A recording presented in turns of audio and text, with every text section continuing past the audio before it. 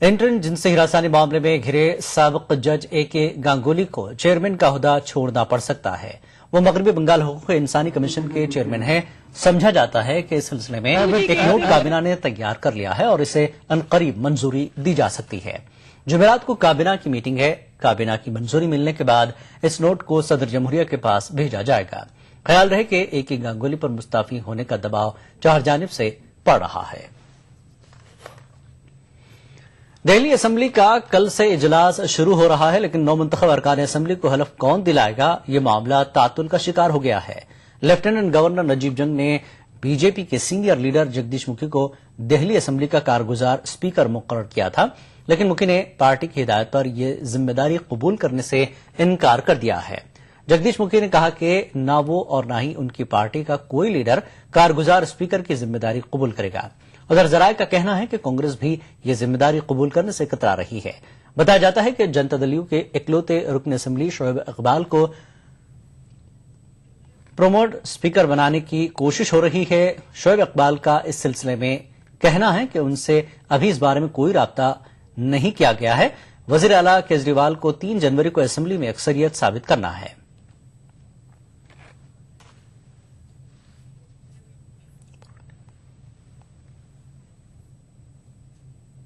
नहीं, ऐसा मत बोलिए। रिजेक्ट करने वाली कोई बात नहीं है। मैं आभारी हूं एलजी महोदय का, उन्होंने मुझे प्रोटेम स्पीकर नियुक्त किया, किंतु हमारी पार्टी की डायरेक्शन के तहत ये तय हुआ है कि भारतीय जनता पार्टी का कोई भी विधायक इस पद को आज की स्थिति में स्वीकार नहीं करेगा। नहीं, ऐसा मेरे पास कोई प्रस्ताव कहीं से आया नहीं है और ना मेरी कोई इच्छा है इसमें प्रोटेम स्पीकर बनने की, और मुझको कुछ मतलब ऐसा कुछ जल्दबाजी भी नहीं है इसमें। दिल्ली के वजीर आला अरविंद केजरीवाल रुबा सेहत हो रहे हैं। डॉक्टरों ने उन्हें मजीद 2 दिनों तक आराम करने का मशवरा दिया है। डॉक्टरों के मुताबिक अरविंद केजरीवाल अब अच्छा महसूस कर रहे हैं और आज वो 2 घंटे के लिए ऑफिस जाने के बारे में सोच रहे थे, लेकिन डॉक्टरों ने उन्हें आराम करने को कहा। केजरीवाल का इलाज कर रहे डॉक्टर विपिन मित्तल ने मीडिया को बताया कि अरविंद केजरीवाल आज दिल्ली पुलिस कांस्टेबल विनोद कुमार के अहलखाना से मिलना चाहते थे। इसी तरह बिजली की शरहों में कटौती के सिलसिले में आज होने वाली मीटिंग मुलतवी कर दी गई है। He is better than before, पर अभी भी उनको आराम की आवश्यकता है। आज आराम करेंगे। जो मेडिकेशन कल दी थी वो आज भी चलेगी। यही एडवाइस किया है कि आज के दिन आराम करें और कल को जैसा भी उनकी स्थिति होगी, अगर ठीक होंगे तो ऑफिस जा सकते हैं। दिल्ली के शहरी तरक्कियात के वजीर मनीष सिसोदिया ने बीती रात शहरियों के हालात जानने के लिए शहर के कुछ इलाकों का दौरा किया। उन्होंने कनॉट प्लेस, कमला नगर और पुरानी दिल्ली में रैन बसेरों का मुआयना किया। उन्होंने रैन बसेरों में मुकीम लोगों का मुनासिब ख्याल करने के हुक्म को हिदायत की।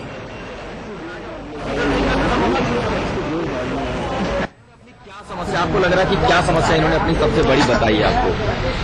देखिए, इनकी समस्या यह है कि वास्तविक स्थिति यह है कि ये जहाँ कूड़ा बीनते हैं, जहाँ रहते हैं, मंदिर में मांग के खाते हैं, इनको यहीं रहना है। इनके पास रोजगार नहीं है, इनके पास इनकी हालत नहीं है कि कुछ कमा सकें कहीं, तो ऐसे में रहेंगे तो यहीं। अब इनको आप अगर यहाँ से कोई 2 किलोमीटर दूर, 5 किलोमीटर दूर, 10 किलोमीटर दूर आप सोचें कि रैन बसेरा बनाएंगे और ये वहाँ जाके सो जाएंगे, इनके पास तो वहाँ जाने के लिए बस का किराया तक नहीं है। सरकार क्या करेगी लोगों के लिए जिनके ना आगे कोई न पीछे कोई? हम कोशिश करेंगे कि सरकार की ओर से जितने रैन बसेरे तुरंत और बढ़ाए जा सके वो बढ़ाएंगे, लेकिन सबसे ज्यादा मैं समाज के साथ मिलकर करना चाहूंगा कि आगे आइए, हाथ उठाइए। सरकार पूरी फैसिलिटी देगी, पुलिस से लेके, पानी से लेके, जो भी व्यवस्थाएं हैं वो तुरंत मदद करेगी, लेकिन समाज के लोग जो इस पुण्य काम में, नेक काम में सहभागिता करना चाहते हैं वो आगे। खबरनामा जारी रहेगा एक ब्रेक के बाद।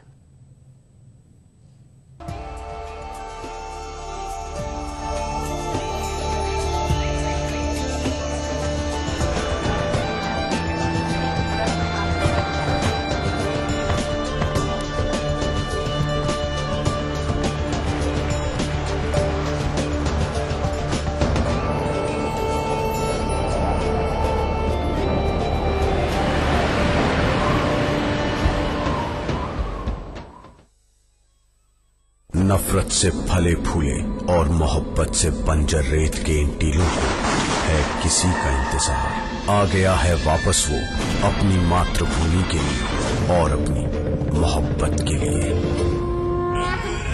रंग रसिया सोमवार से शुक्रवार रात 9:30 बजे सिर्फ कलर्स पर।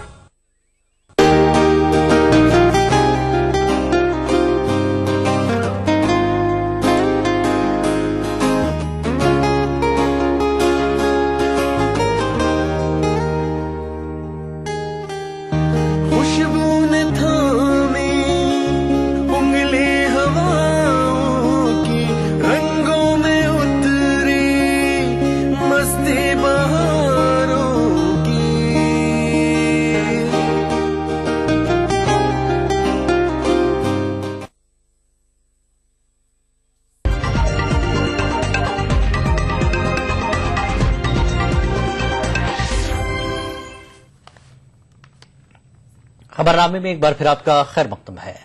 इसराइल ने मजीद 26 फलस्तीनी कैदियों को रिहा कर दिया है। अमेरिका की सालिसी में अमन मुज़ाकरात की अहिया की समत कैदियों की रिहाई एक कदम है।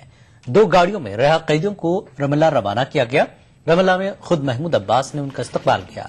इस मौके पर रिहाशुदा कैदियों के अजीज व अकारिब ने फर्त मसरत व जज्बात में नारे बुलंद किए।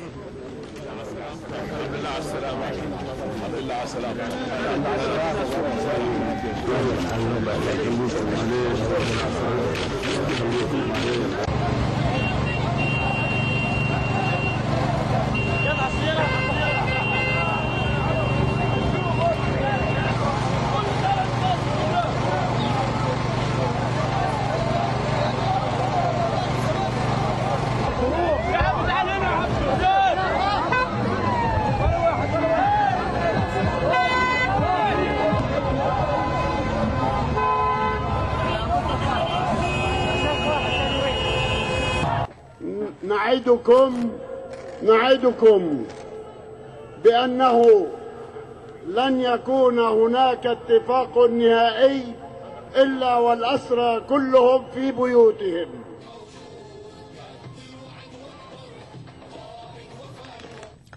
न्यूजीलैंड दौरे के लिए टीम इंडिया का सिलेक्शन आज किया जाएगा। न्यूजीलैंड में टीम इंडिया 5 एक रोजा और 2 टेस्ट खेलेगी।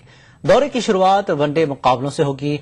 19 जनवरी को पहला वनडे नेपियर में खेला जाएगा, जबकि पहला टेस्ट 6 फरवरी से शुरू होगा। ख्याल है कि टीम इंडिया को जनूबी अफ्रीका में वनडे और टेस्ट दोनों ही सीरीज में शिकस्त का सामना करना पड़ा, लेकिन टेस्ट मैचेस में उसने जनूबी अफ्रीका को कड़ी टक्कर दी थी। समझा जाता है कि मौजूदा टीम में ही सेलेक्टर भरोसा दिखाएंगे।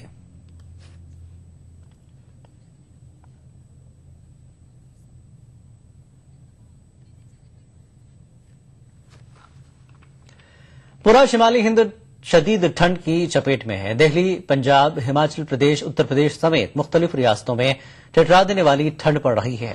दिल्ली में कल दर्ज हरारत 2.4 दर्ज किया गया था।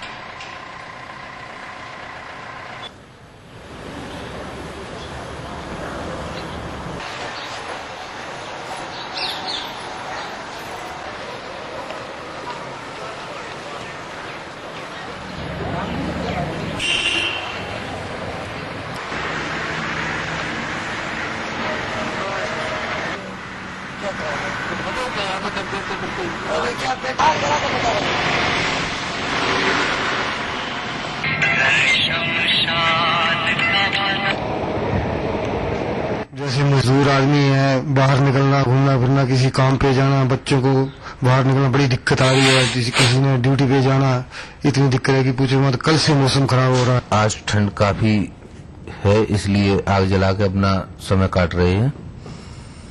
पूरी रात ठंड पड़ी है। ठंड तो पूरी रात ही पड़ी है, जब बारिश 8 दिन से ही पड़ रही है। किस तरह की दिक्कतें हो रही हैं? अब दिक्कतें ज्यादा बढ़ रही है ठंडियों में। कैसे आप लोग अपना गुजर बसर कर रहे हैं? भाई अब इससे आगे ताप करके गुजर बसर हो रहे हैं। ठंड तो काफी है, सब अच्छी पहले से काफी महसूस हो रही है। पहले इतनी ठंड नहीं पड़ती थी, आज ठंड ज्यादा पड़ रही है। मतलब और इसके लिए ओढ़ने का, बिछाने का सारा इंतजाम कर रखा है। मजदूर ये गाड़ी चलाते हैं, सुबह 4 बजे उठ के आए। हमको तो आज ठंडी ज्यादा लग रही है। अब आप लोग को जब काम हो तो हम नहीं कर सकते। तो पिछले साल के पिछले साल तो कम है। वादी कश्मीर में बीती रात से बर्फबारी हो रही है। श्रीनगर शहर में 5 इंच से ज्यादा बर्फबारी दर्ज की गई। इस बीच बर्फबारी के सबब जम्मू श्रीनगर शाहराह बंद कर दी गई है। खराब मौसम की वजह से कई परवाजें भी रद्द कर दी गई हैं। बर्फबारी से जहां आम लोगों को कई मुश्किलात का सामना करना पड़ रहा है, वहीं सयाह इस बर्फबारी से खूब लुत्फअंदोज हो रहे हैं।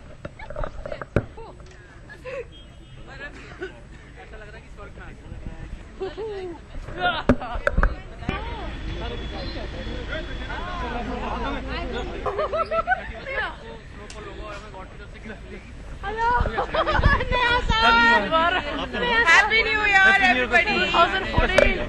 मतलब इससे अच्छा हो ही नहीं सकता न्यू ईयर।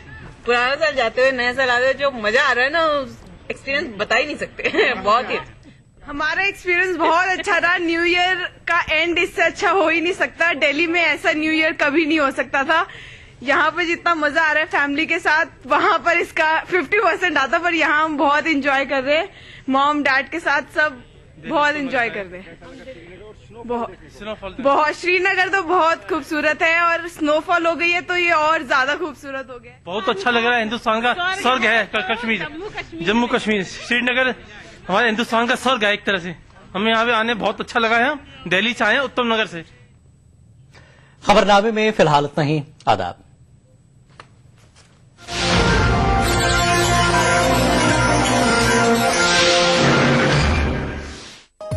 इस प्रोग्राम को पेश करने में ताउन किया हमदर्द जिग्रीन और अपने लीवर को बनाइए स्ट्रॉन्ग।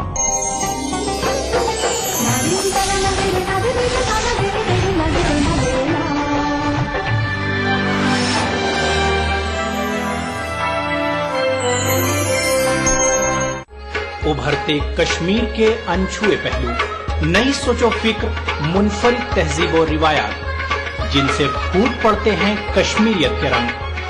देखिए कश्मीर एक्सप्रेस पीर की रात 8 बजे और मंगल की शाम 6 बजे सिर्फ ईटीवी उर्दू पर।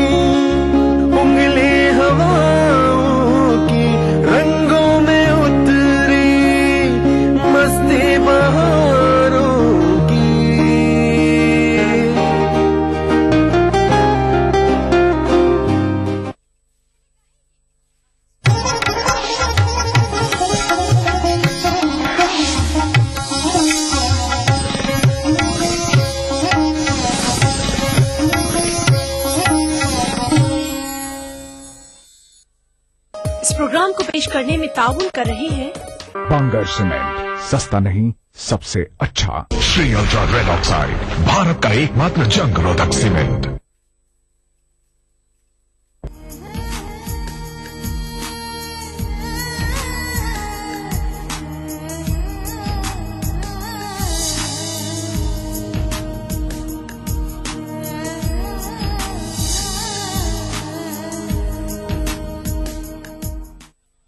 मेरे एहसास को लफ्जों में अदा करने दो, फहमो इदराक के दरिया में मुझे बहने दो।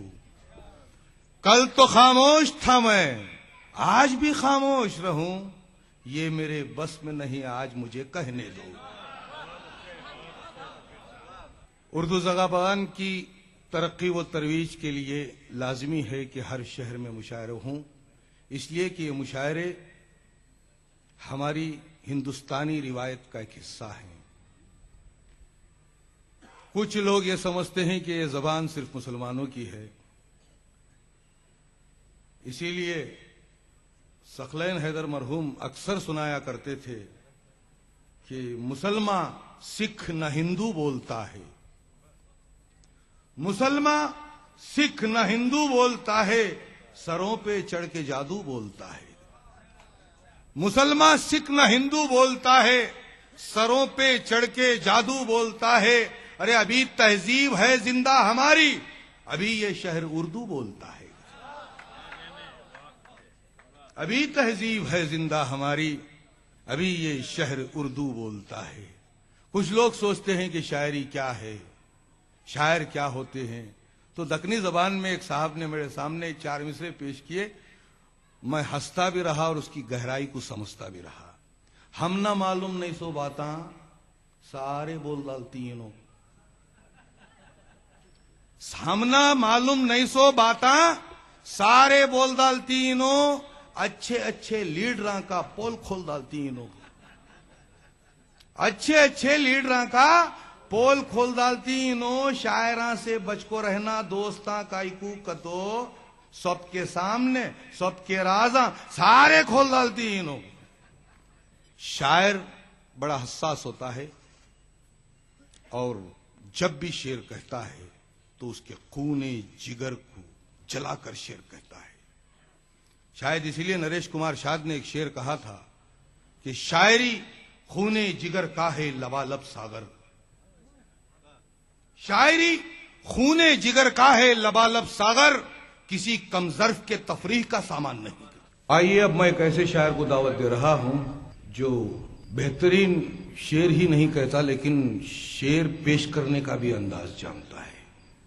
शेर अच्छे कह देना भी बहुत बड़ी बात है लेकिन पेश करना उससे भी बड़ी बात है।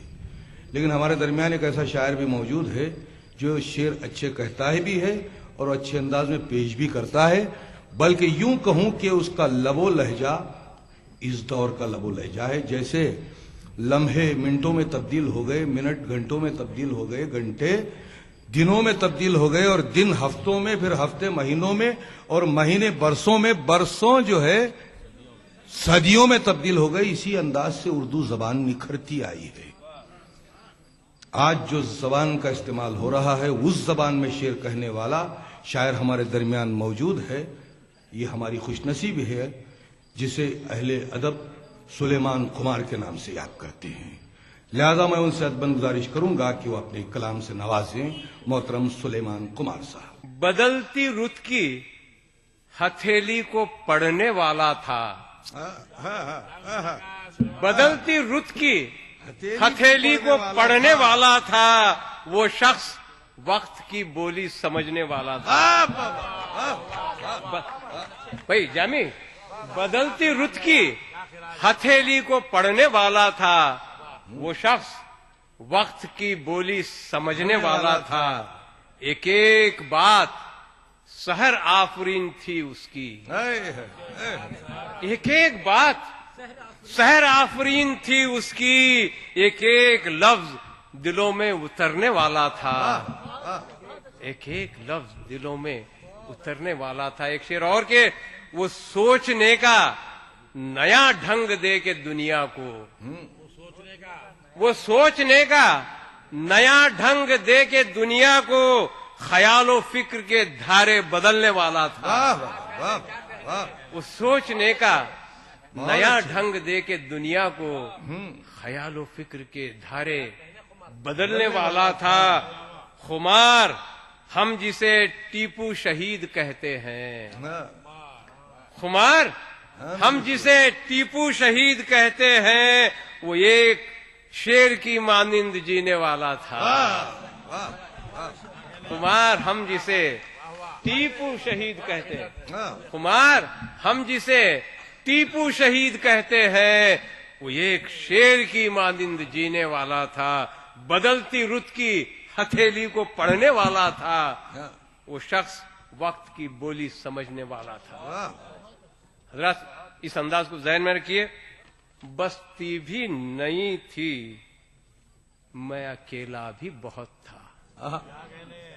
ये देखिए अंदाज देखिए, बस्ती भी नहीं थी, मैं अकेला भी बहुत था, हर मोड़ पे लुट जाने का खतरा भी बहुत था। बस्ती भी नहीं थी, बस्ती भी नहीं थी, मैं अकेला भी बहुत था, हर मोड़ पे लुट जाने का खतरा भी बहुत था। क्योंकि अपनों ही ने लूटा था मुझे मेहरबा बनकर, अपनों ही ने लूटा था मुझे मेहरबा बनकर, अपनों पे मगर मुझको भरोसा भी बहुत था। अपनों ही ने लूटा था मुझे मेहरबा बनकर, अपनों ही ने लूटा था मुझे मेहरबान बनकर अपनों पे, मगर मुझको भरोसा भी बहुत था। अशे देखिए, तूने भी मुझे टूट के चाहा था हमेशा, तूने भी मुझे टूट के चाहा था हमेशा, लेकिन तेरी चाहत में दिखावा भी बहुत था। तूने भी मुझे टूट के चाहा था हमेशा, लेकिन तेरी चाहत में दिखावा भी बहुत था। ये शेर, कुछ तो मेरी आवारा मिजाजी भी थी मुजरिम, और कुछ तेरी आंखों में बुलावा भी बहुत था। कुछ तो मेरी आवारा मिजाजी भी थी मुजरिम, और कुछ तेरी आंखों में बुलावा भी बहुत था। बहुत अच्छा। वो रात का जंगल भी घना खूब था, लेकिन ये शेर भी देखिए, वो रात का जंगल भी घना खूब था, लेकिन उन सूरजी हाथों का सहारा भी बहुत था।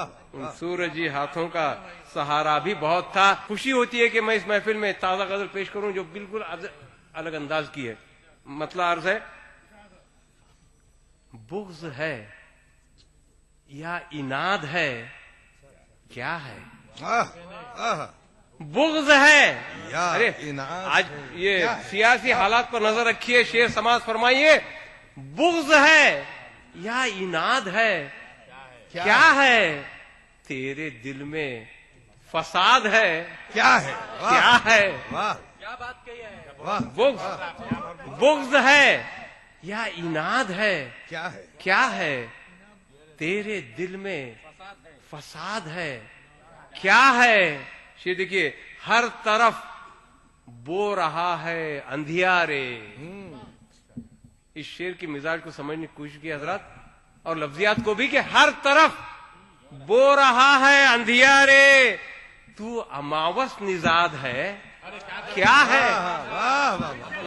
अमावस निजाद का इस्तेमाल, हर तरफ बो रहा है अंधियारे, तू अमावस निजाद है, क्या है? अब ये लहजा, ये गुफ्तगू तेरी, अब ये लहजा, ये गुफ्तगू तेरी, दुश्मनी ही मुराद है, क्या है? अब ये लहजा, ये गुफ्तगू तेरी, दुश्मनी ही मुराद है, क्या है? जहन में रखिए हालात को, शेर समाज फरमाइए, खैर के नाम पर ये शर तेरा, खैर के नाम पर ये शर तेरा, एक नया इज्तिहाद है, क्या है? क्या है? खैर के नाम पर ये शर तेरा, एक नया इज्तिहाद है, क्या है? क्या है? दिल में नफरत, ज़बान पे प्यार की बात। देखिए सहल मुमतना में समाज फरमाए जी, दिल में नफरत, ज़बान पे प्यार की बात, ये जो तुझ में तजाद है, क्या है? दिल में नफरत, ज़बान पे प्यार की बात, ये जो तुझ में तजाद है, क्या है? फजाओं में इंतशार की बू, है फजाओं में इंतशार की बू, ये तेरा इत्तेहाद है, क्या है? क्या है? ये तेरा इत्तेहाद है, क्या है? जिंदगी की, शेर देखिए, ये काफिया जो बड़ी मुश्किल से आ सकता है, जो काफिया का इस्तेमाल पर तवज्जो चाहूंगा मैं, कि तेरे दिल में फसाद है, क्या है? जिंदगी की किताब में तेरी, जिंदगी की किताब में तेरी, बस यही कुछ मवाद है, क्या है? क्या है?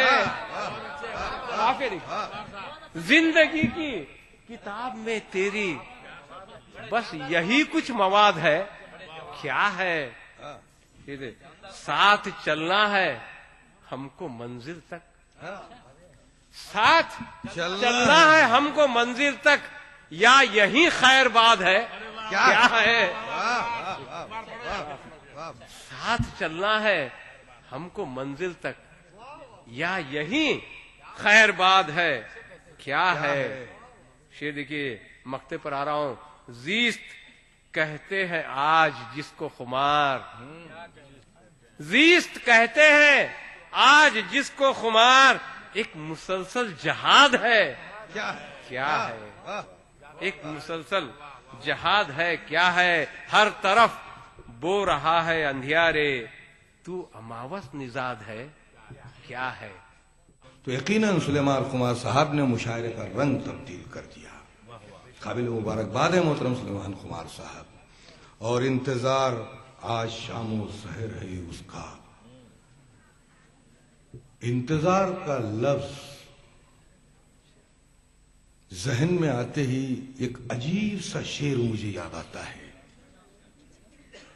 वो इंतजार के लम्हे अजीब होते हैं, वो इंतजार के लम्हे अजीब होते हैं, वो इंतजार के लम्हे अजीब होते हैं, बजाए सीने के आंखों में दिल धड़कता है। तो आइए अब मैं इसी के साथ इस सिलसिले को कायम रखने के लिए मैं उस शायर को दावत सुखन देने जा रहा हूं जिसका ताल्लुक बनारस से है। बेहतरीन अशार भी कहते हैं और बेहतरीन आवाज भी अल्लाह ताला ने उन्हें इनायत की है। मैं उनकी नजर ये एक शेर कर रहा हूं कि तुम लाख छुपाओ सीने में एहसास हमारी चाहत का, तुम लाख छुपाओ सीने में एहसास हमारी चाहत का, धड़का है तुम्हारा प्यार वहां आवाज यहां तक आई है। तो आइए मैं गुजारिश कर रहा हूं मोहतरम जमील बनारसी साहब से कि वो अपने मखसूस अंदाज में अपना कलाम पेश करें। खून अरमा हो गया अच्छा हुआ, तुमसे क्या शिकवा मुझे धोखा हुआ, तुमसे क्या शिकवा मुझे धोखा हुआ। एक शराबी था जरा बहका हुआ, एक शराबी था जरा बहका हुआ, और सारा मैं कदा रुसवा हुआ, और सारा मैं कदा रुसवा हुआ। और ये शेर बतौर खास जगह शोरादरा भी। कांप जाता हूँ घटा को देख कर, कांप जाता हूँ घटा को देख कर, याद जब आता है घर डूबा हुआ, याद जब आता है घर डूबा हुआ। और ये शेर भी बतौर खास देखिए। क्यों उलझती जा रही है जिंदगी, क्यों उलझती जा रही है जिंदगी, क्या दुआओं में असर पैदा हुआ, क्या दुआओं में असर पैदा हुआ। और गजल का मतलब देखिएगा, थोड़ा सा रंग बदल के। पहचानती है बाग की हर एक कली मुझे, पहचानती है बाग की हर एक कली मुझे, फिर जाने क्यों